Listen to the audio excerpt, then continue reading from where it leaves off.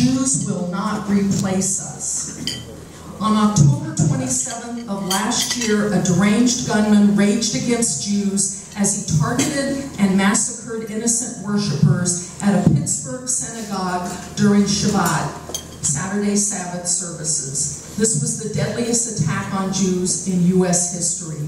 According to Human Rights First, the government leaders of the once proudly democratic nations of Hungary and Poland are, quote, traveling the road to authoritarianism, and as they do, they are distorting history to spin a fable about their nations and the Holocaust. That is why it is especially important that we hear what Mr. Elbaum has to say today. We must learn our history so that we as individuals and as a nation are not doomed to repeat it. Thank you. Bravo.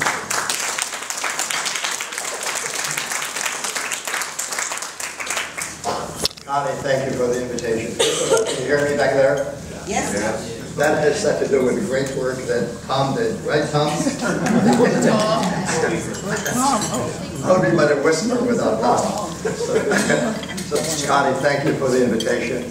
I much appreciate it. I just want you to know that I've done this about 200 times, and I usually speak only to young audiences, high school students. So if sometimes you feel like I'm not talking to adults, kind of say, hey, we're here too, okay? I purposely chose to speak. I started 10 years ago. I purposely chose to speak only to young people because they are the future of our country. And the country's survival depends on you guys. Okay. Anyway, I'm glad to be here. And I'd like to tell you about the world that I was born into. A dangerous world that I survived, but only because of major luck. In a world that I hope none of you ever have to experience. The place, Warsaw, Poland. The time, September 1939. Hitler's Nazi armies invade Poland, and that starts World War II. With hundreds of airplanes, thousands of tanks, 1 million troops, the Nazi army sweeps across Poland and conquers it in 1 month. Then they hold a big tree parade on the streets of Warsaw. And even Hitler himself comes to view it. That's Hitler with his arm outstretched. Now, I was born in Warsaw. I lived there at that time. I don't remember this, because I was only 1 year old. But I remember most things since I was 3. And at that time, when Hitler invaded Poland, I had a family of a dozen people. Parents, grandparents, aunts, uncles. Within 3 years, out of that dozen people, only my mother and I were still alive. The other 10 were all dead, murdered by the Nazis. Why? Because they were Jewish. As you probably know, the stated goal of the Nazi Party was to exterminate, to kill everyone who they considered undesirable. Jews were on top of the list, but there were others, gypsies, or also known as the Roma, invalids, socialists, but Jews were on top of that list and the largest group. And at that time, when Hitler invaded Poland, there's about 3.5 million Jews living in that country. By the end of the war, 5 years later, 90% of them, 9 out of every 10 were dead, murdered by the Nazis. What became known as the Holocaust was the murder of 6 million Jews during the 5 years of the war. Now, 6 million is a huge number. I don't think it's a human number. I can't feel it. 6 million is just too much, I think, for any one of us to do. I mean, maybe we understand it, but we can't feel it. So I'm going to try to put it into human terms, things that I feel, and I hope you will also. For the moment, let's just speak about averages. 6 million Jews murdered in 5 years. That averages to 1,200,000 every year, or 100,000 every month. That's still a big number. But in human terms, the population, the total population of San Francisco is about 800,000. So, at the average rate of 100,000 Jews murdered every month, that means the Nazis killed as many Jews on the average as every person living in San Francisco every 8 months. Every 8 months. Now think about that. Killing everyone in San Francisco every 8 months and repeating it for the 5 years of the war. Or essentially, 6 million is equivalent to, what, 7.5 cities the size of San Francisco, Jews only. That gives you the human toll of the Holocaust. Everybody in San Francisco killed every 8 months. Nothing like that has ever happened in the history of the world. Even Genghis Khan wasn't a murderer to that extent. And by the way, this is civilians only, men, women, and children. There's no battle casualties in that number. So you can ask yourself, well, why did the Nazis do it? What was their motive? The answer is anti-Semitism, hatred of Jews. And anti-Semitism is just like all the other antis. It's anti-Christian, anti-Muslim, anti-black, anti-white, anti-gay. It's hatred for someone, not because they've ever done anything to you, but just because they're different. Maybe a different color skin, maybe a different way of worshiping God. That's all there's to it. They're just a little different. And all the antis are nothing but negative. They always lead to destruction. In this world, in your life, and pointing primarily to you guys, in your life, try to remember, if you want to do anything good in your life, be for things, not against things. Because being anti, being against things, always leads to destruction. So try to remember that. Be for things. Now, in addition to the cruelty and inhumanity of murder on that industrial scale, you can also ask yourself, how is it possible to kill on the average 100,000 people month after month after month for 5 years? And in fact, during the height of the killing, which was like late 1942 and 43, the Nazis were putting through about 250,000 Jews through the gas chambers. Nothing like that has ever happened in the history of the world. So, in addition to the inhumanity and cruelty, you can also ask people, how's it possible to do that? How's it possible to kill 250,000 people, civilians, month after month after month? Well, the Nazis were very efficient, at least when it comes to the process of murder. And the way they did it is in each of the countries they conquered, they chose 1 or 2 or 3 major cities that already had a large Jewish population. And in that city, they focused on, you might say, the Jewish neighborhood. And by the way, I'll be talking only about Poland and Warsaw. Born there, I remember that. So in Warsaw, they chose about 2% of the total area of Warsaw. It was in the center of the Jewish quarter. And they built a wall around it. A brick wall with barbed wire on top and gates that were guarded by guards with dogs and machine guns. And then they swept the rest of Warsaw around this small walled-in area which became known as the ghetto. So the Nazis swept the rest of Warsaw, where about 30% of that population was Jewish. And they collected them all and they forced them into this small walled-in ghetto. And then they swept the rest of the countryside, the smaller towns and villages in the whole Warsaw region. Some of them had Jewish population of 20 and 30 and even 50%. They collected Jews from the whole Warsaw region and they shoved everybody into the small walled-in ghetto. So imagine if you were to take, let's talk about San Francisco, 800,000 population. What would happen if you took 3 dozen blocks or whatever in the center, where right now there's 100,000 people living in those blocks, and you build a wall around it? That means there's 700,000 people living outside the wall. What would happen if you took those 700,000 living outside and forced them in to this small walled-in area? Where would they live? There's only room for the people that are already living there. And that's exactly what happened in Warsaw.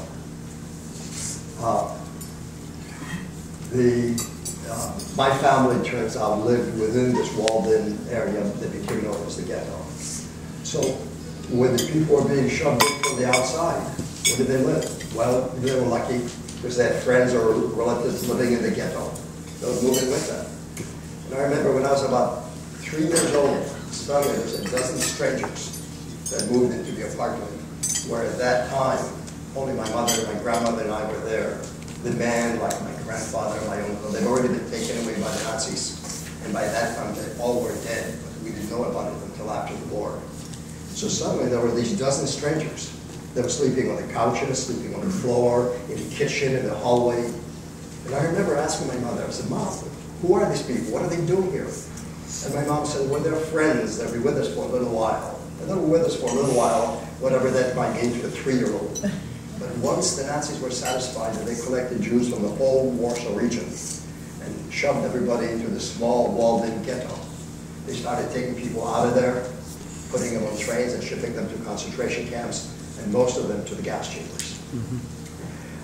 Rather than telling you how it was done, I'll read to you a chapter from a book that I wrote 9 years ago. It's called Neither Yesterdays Nor Tomorrows. And if we have time, I can tell you that my writing it was inspired by a small middle school in a small town in Tennessee. I've never been there, never met anybody from there, but they inspired me to write this book after I was silent about my Holocaust childhood for 60-some years. The chapter I'll read to you is called Umschlagplatz, which in German means shipping point or collection point. Now, I do not speak German. I never did. And the first time I heard that word, Umschlagplatz, was when I was 4 years old. I'm 80 right now. So that was 76 years ago. I've never forgotten that word, Umschlagplatz. Suddenly there was loud shouting coming from the courtyard. Then the entire apartment complex was filled with ear-splitting noise. Shouts, screams, doors banging everywhere, and heavy running footsteps. My grandmother ran into the room holding my coat, grabbed my hand and led me to the staircase, which was filled with people, all going downstairs. When we reached the courtyard, it was already full of people, crowded together in groups, with soldiers in dark green uniforms, shouting orders and walking between the groups. My grandmother held my hand tightly as we were pushed back and forth by the crowd, till finally we were standing at the edge of our group, facing the large arched entry gate that led from the street into our courtyard. It seemed that we stood there a long, long time. I remember being glad that my grandmother put my coat on me because I was getting cold. And I remember seeing some groups being led by soldiers out of the courtyard through the big gate. Exactly what you see there. See the big gate in the back? And these people who lived in that block, and they're being led out and they're guarded by Nazi soldiers with machine guns. Then suddenly I saw my mother running in through the gate, holding a piece of paper in her hand, showing that paper to some soldiers, talking with them, and finally coming to us, to my mother and me, and leading us out of the courtyard. It was only years later, after the war, that I understand what happened. The Nazis were emptying out the Warsaw Ghetto, apartment block at a time, and shipping the residents to concentration camps. My mother, who at that time was working at a factory in the ghetto, which the Nazis authorized the American Jewish Joint Distribution Committee to manage and make uniforms for the Nazi army, my mother somehow learned that our apartment block was being emptied out that day. And she got from the factory director an official document allowing her to keep her family in place. With this document, in effect, a temporary permit to continue living. Think about that. That little piece of paper was a temporary permit for us to continue living. And with this permit, my mother managed to convince the Nazi officer commanding that day's sweep to let us go. Had she arrived a few minutes later, it would have been too late. Because if my mom had arrived a few minutes later, my fate would have been like that little boy right there in the photograph. Because he lived maybe a week or two longer after this photo was taken.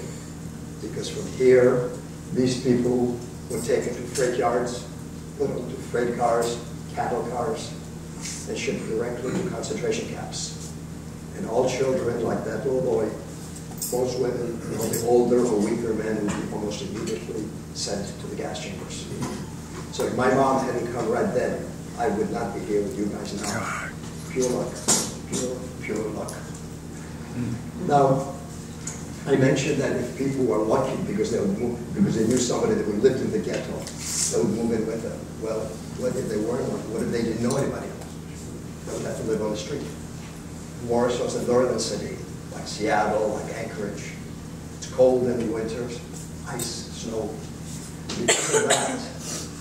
Because of that, during the 2.5 years of the ghetto's existence, 80,000 people died within the ghetto. They died from starvation. They died from exposure to the elements in the winter. They died from disease.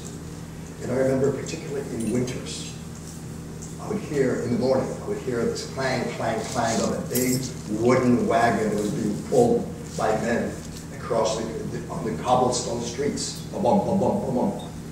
What were they doing? They were collecting bodies of people who died during the night and moving them out. The ghetto was not a good place to live. It was not a good place to die.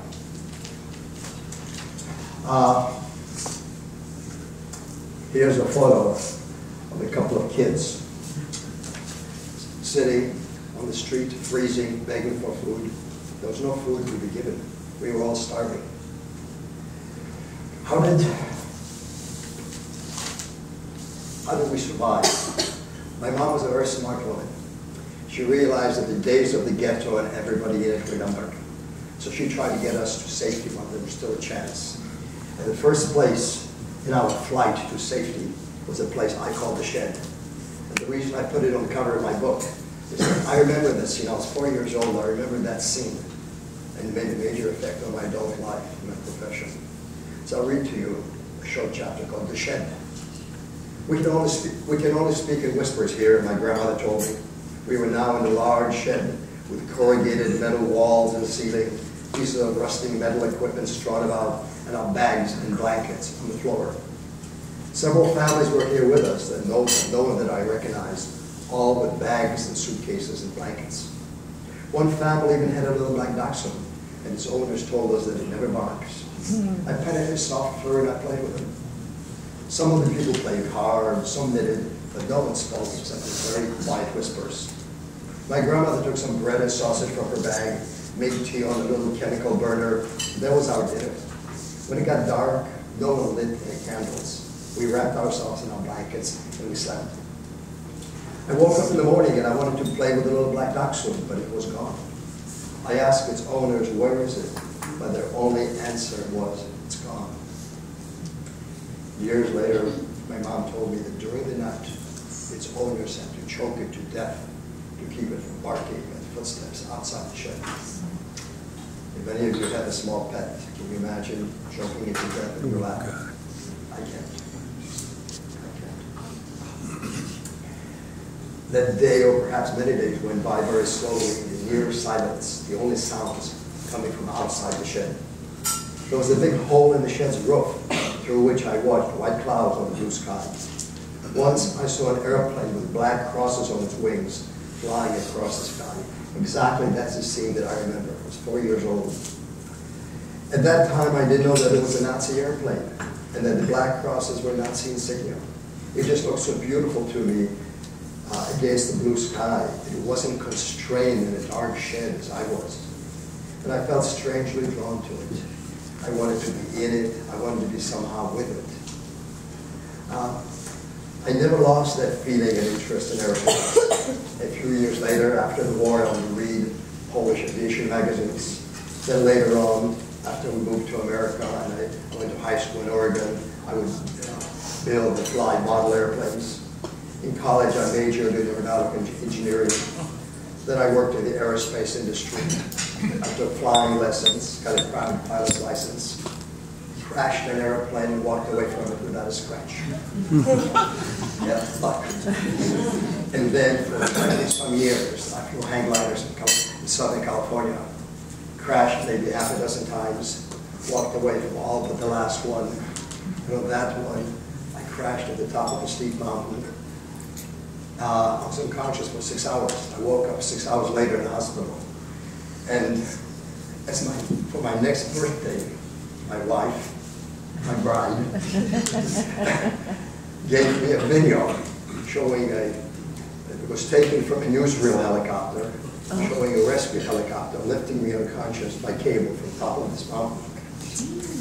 And I was lucky that I was unconscious, but I was still strapped into the glider. and the glider was wedged between some boulders. And if I had struggled, I might have dislodged it, and we would have tumbled down the hill. So again, I guess I knew when to be unconscious. However, I've never forgotten that airplane against the blue sky through the hole in the roof, and the feeling of awe and exhilaration that gave me. That's why I put it on the cover of my book.